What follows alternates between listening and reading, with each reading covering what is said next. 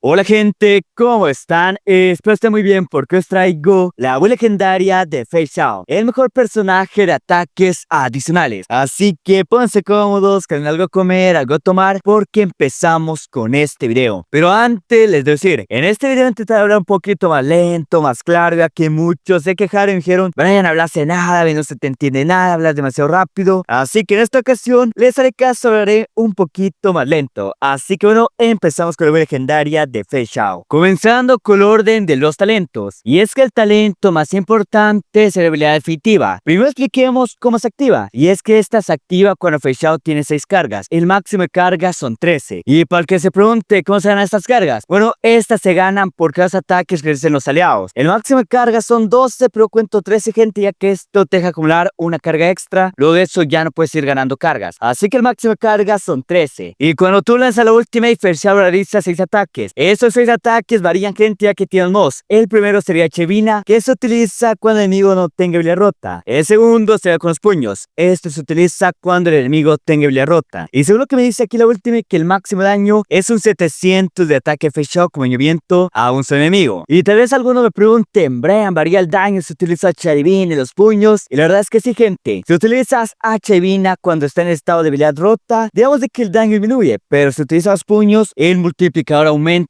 en un X porcentaje adicional. Y si utilizas los puños cuando el enemigo no tiene habilidad rota, digamos de que el daño baja demasiado. Así que tengan esto en cuenta. Ahorita sí, gente, pasamos al segundo talento más importante. Y este sería el talento pasivo, el cual crece un aliado ataque a cualquier enemigo. Fei Xiao lanza un ataque adicional, el cual inflige un 110 de su ataque como movimiento a un solo enemigo. Y aparte se aumenta el infligido en 60% durante los turnos. Pero hay otra forma de activar este talento pasivo y sería utilizando la básica de Fei Xiao. Y es que al utilizar esta, Fei Xiao lanza un total de 2 ataques adicionales. Así que este talento es muy importante con Fei Xiao. Y el último talento que recomiendo subir sería la habilidad básica de Fei Xiao. Este inflige un 200 de ataque Fei Xiao con movimiento a un solo enemigo. Y aparte eso lanza un ataque adicional. Este ataque adicional cuenta como daño del talento pasivo. Y el talento que no importa, no lo suban, déjenlo nivel 1, sería el ataque básico, el cual a nivel máximo inflige un 100% de ataque Fei Xiao con movimiento a un solo enemigo. Y pasamos con el tema de los talentos pasivos, iniciando con el primero.